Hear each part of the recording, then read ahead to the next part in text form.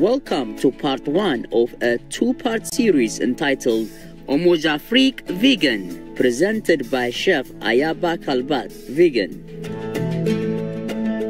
Ayaba Kalbat is from Marie-Galante, one of the islands that form Guadeloupe, an overseas department of France. An Afro-vegan gastronomic designer and holistic consultant, Ayaba is passionate about Caribbean, Indian, and traditional African cuisine. With a dash of herbs and spices, some nutritious vegetables, and lots of love, Ayaba knows just the right combinations to prepare delectable, nourishing plant-based meals. Ayaba Kalbat founded Nodolo Touch, a website designed to promote her Afro-Caribbean heritage. Based on the concept nourishment of body, heart, and mind, it includes many programs and workshops, including informative vegetable culinary courses. In August 2018, Ayaba Kalbat published her first book, Omoj Afrique Vegan, which translates to We Eat Africa Vegan.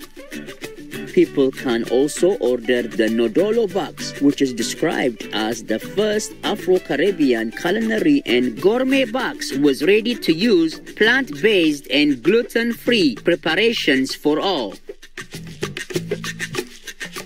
This young, self-taught chef has made it her mission to ensure the transmission of her rich ancestral heritage and culture to the world. She communicates her message by creating real connections with her customers, partners, and the riches of Mother Nature.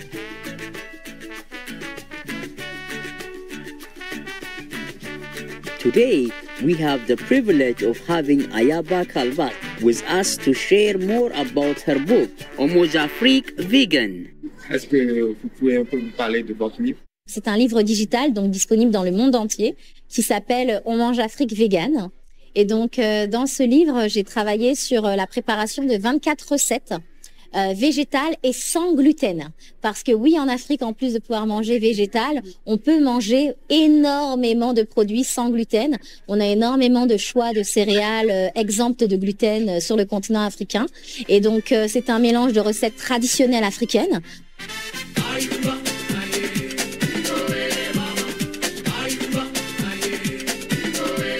Ayaba Kalbat speaks about when she became a vegan.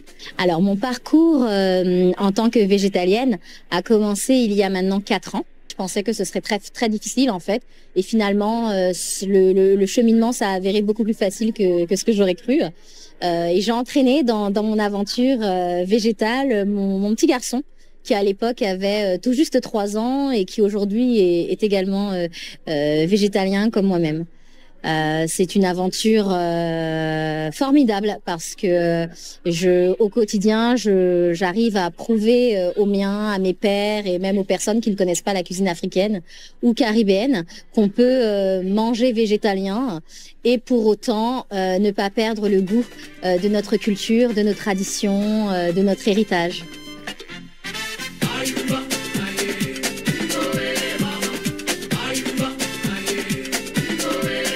Published by Afro Cooking Editions, Omoj Afrique Vegan focuses on the best recipes from the continent's kitchens.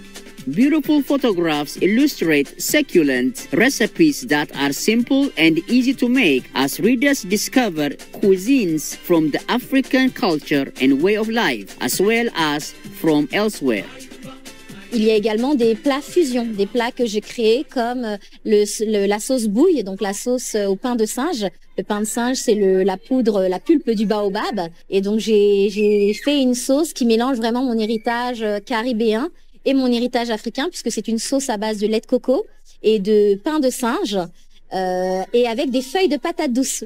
Souvent, les gens ignorent qu'on peut consommer les feuilles de patates douces qui peuvent se consommer crues ou cuites, comme les épinards français, je dirais. J'ai aussi proposé, pour pouvoir pallier à l'abus des cubes d'assaisonnement, j'ai donné des recettes de marinade. J'ai tenu à mettre ces préparations du quotidien pour éviter de s'empoisonner avec du glutamate, entre autres. que l'on retrouve dans les cubes d'assaisonnement. Il y a également des recettes de snacks, donc d'akra, de beignets, comme les akara de niébé. Le niébé, le haricot à tête noire. J'ai également du coup inventé une recette à base de niébé qui ressemble à un simili carné. Ce sont des boulettes de niébé qui du coup ressemblent, mais à s'y méprendre, à des boulettes de viande, mais du coup végétales. Mais on retrouve également des gourmandises sucrées. J'ai par exemple revisité les adakwa, donc ce que vendent les femmes sur le marché, dans les food trucks, dans la street food, mais sous forme de biscuits, de petits cookies à base de gingembre, donc de piment et d'arachide.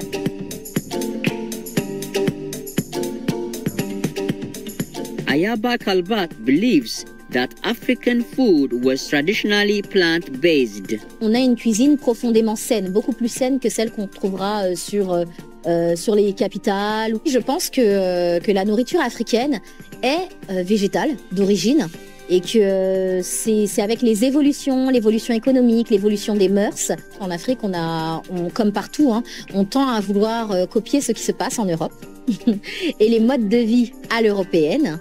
We shall stop now for a brief interval to pray for the well-being of our planet, a truly precious life-giving home for humans, animals, and plants.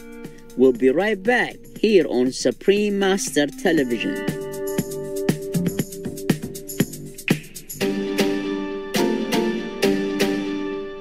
Welcome back to Almost Afrique Vegan, presented by Chef Ayaba Kalbat. Vegan, part 1 of 2. Ayaba now tells us about Ndolo Touch. La spécificité de Ndolo Touch, c'est non seulement une cuisine gourmande, une cuisine afro-centrée, afro-caribéenne, mais surtout une cuisine saine.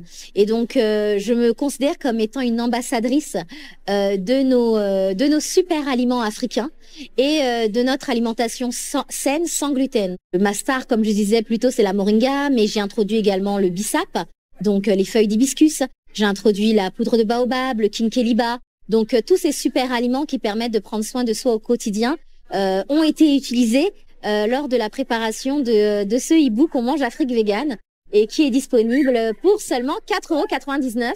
J'ai tenu à le préparer comme si j'étais sur le continent. C'est-à-dire qu'au niveau des modes de préparation, les recettes ont été faites pour qu'elles puissent être faites au pilon.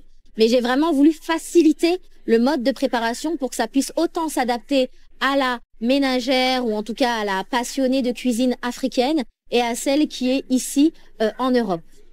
Ayaba Kalbat tells us her most important reason for becoming vegan.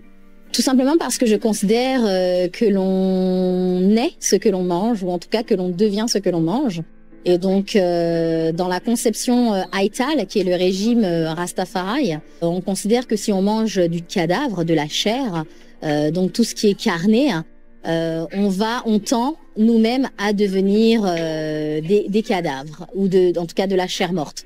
Donc l'idée était pouvoir retrouver une vitalité, mais vraiment être dans ce spectre d'une paix intérieure, d'un cheminement sincèrement enclin en fait à la paix. Je pense que ce que l'on mange impacte aussi notre état d'esprit, notre moralité, notre mentalité, notre énergie. Food is my first medicine. Ma première médecine est mon alimentation, comme disait Hippocrate. Donc l'idée a été en fait de prendre soin de moi et des miens par le biais du monde végétal, en arrêtant donc la chair animale.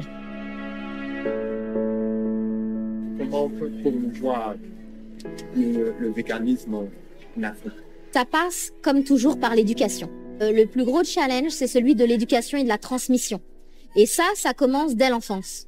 C'est-à-dire que dans les écoles, à la maison, il faut expliquer aux enfants pourquoi on doit vraiment emboîter le pas sur le véganisme. Quelles sont les raisons écologiques, les raisons spirituelles, les raisons économiques à vraiment prendre soin du continent et à vraiment emprunter ce mode de vie comme le mode de vie de base et plus comme une exception. Et ça passe par l'éducation, ça passe par le fait d'aller mettre les enfants sur des terrains, de leur apprendre à semer et à essaimer l'amour. Vous voyez ce que je veux dire? Toucher la terre.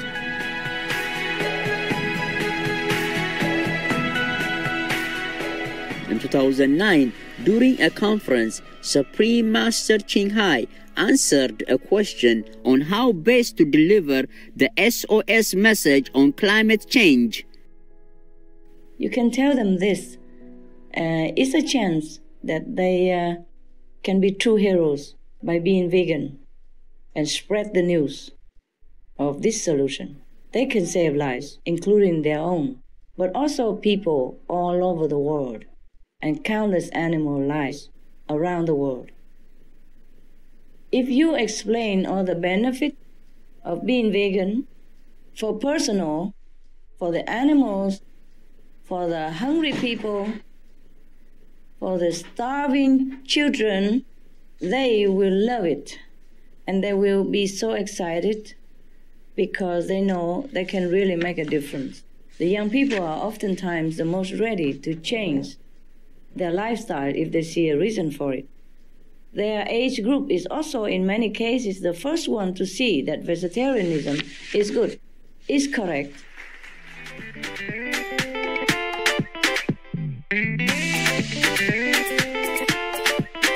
We thank Ayaba Kalbat for taking the time to share her innovative ideas and creative culinary delights, and for being such a delightful and enthusiastic vegan and cultural ambassador for the people, the animals, and the planet. For more information on Omozafrique Vegan, please visit myafrostore.com/produce/Omozafrique Vegan-1-digital. For more information on Chef Ayaba Kalbat, please visit nodolotech.com. Esteemed viewers, it was a pleasure to have you with us for our program.